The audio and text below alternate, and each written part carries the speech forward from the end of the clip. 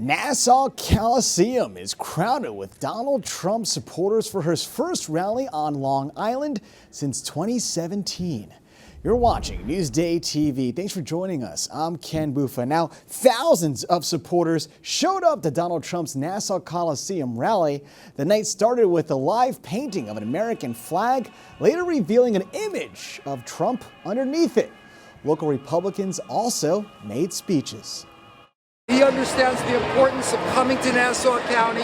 He's got a suburban message of American values. People say over the last few days that I don't know why he's coming here. New York's not a battleground state, but Long Island is a battleground island. And there are certain seats in New York that are part of the battleground. And without those seats, President Trump doesn't have the majority in 2025.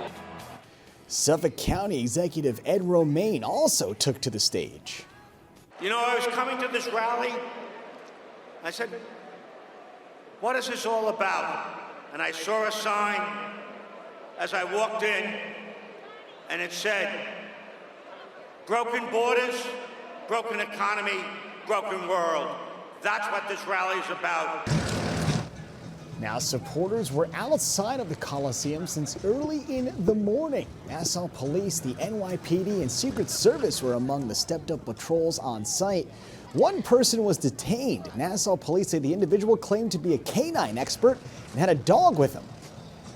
He's not a canine expert. He claims he works for a security company. We haven't vetted that out yet either. And he said he saw something go into the woods.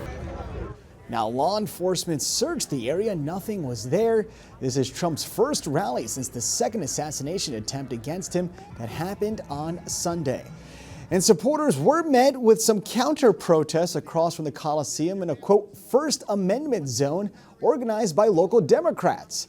Now, you can find much more updates from this rally. Just go to Newsday.com, click Get More below the Newsday TV video box.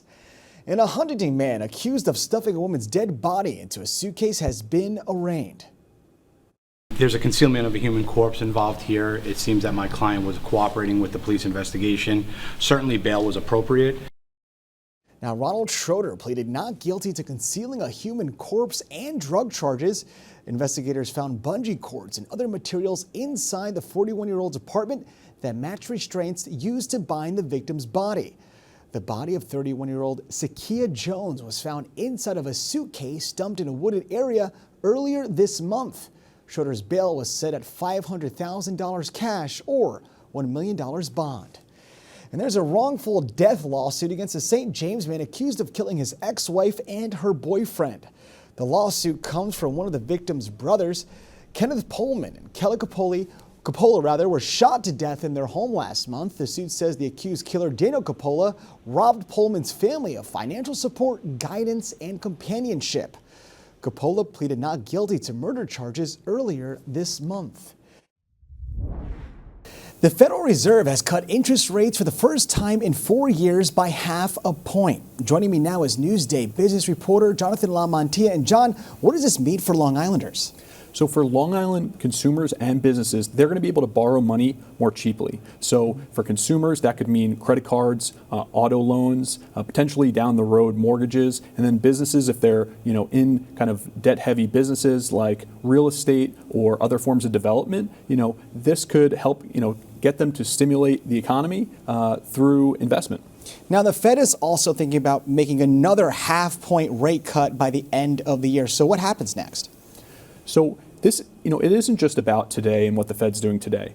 They've signaled, a kind of era of additional rate cuts. And so as we move forward, that could sink the cost of borrowing even further. And that could translate into businesses potentially hiring more, some bigger bets on development in residential or commercial projects across Long Island. So local economists and some of the big business groups on Long Island are really cheering this as a way to see Long Island's economy grow further.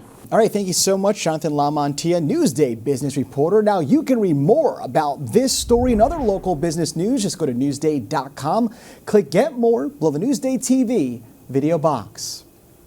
And while you're online, you can now get your passport renewed online too. The State Department says adult passport holders can use the online renewal system. Children and first-time applicants will still have to get their passports in person though. It costs $130 to renew a passport.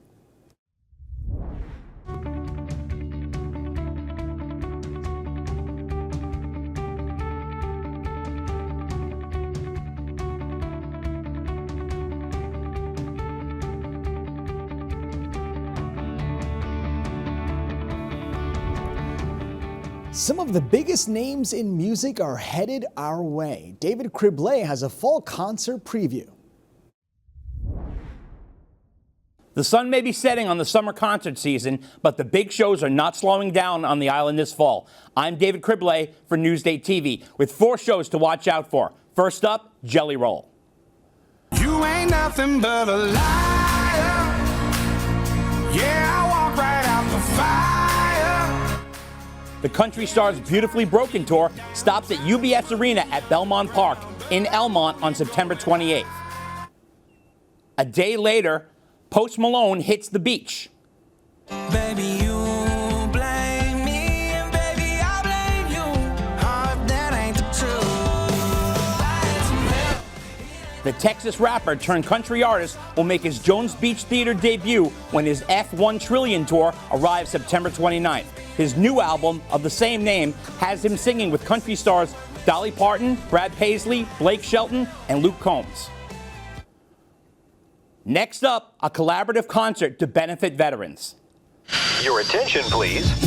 Joe Walsh and friends announce Vets Aid 2024. The concert for our veterans. Joe Walsh, Eric Church, Toto, and Kool and the Gang will each do full sets as part of the 8th annual Vets Aid, the concert for our veterans. It's at UBS Arena on Veterans Day, November 11th. All net proceeds from the concert will go directly to local veteran services and charities.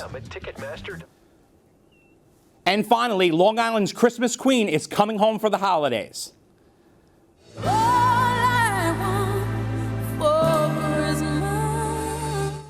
Mariah Carey will also play the UBS Arena. The diva from Huntington is bringing her Christmas time tour to Elmont on December 15th.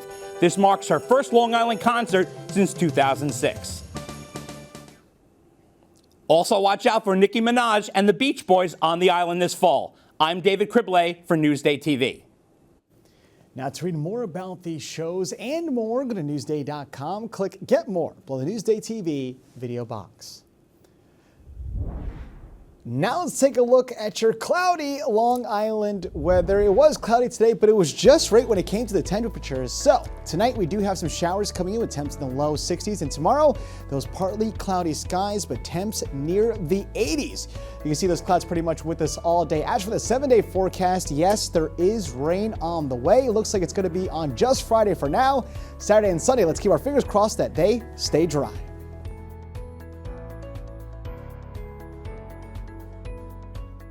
Long Island weather is brought to you by PTRC. You're watching Newsday TV. I'm Ken Buffa. Thank you so much for joining us.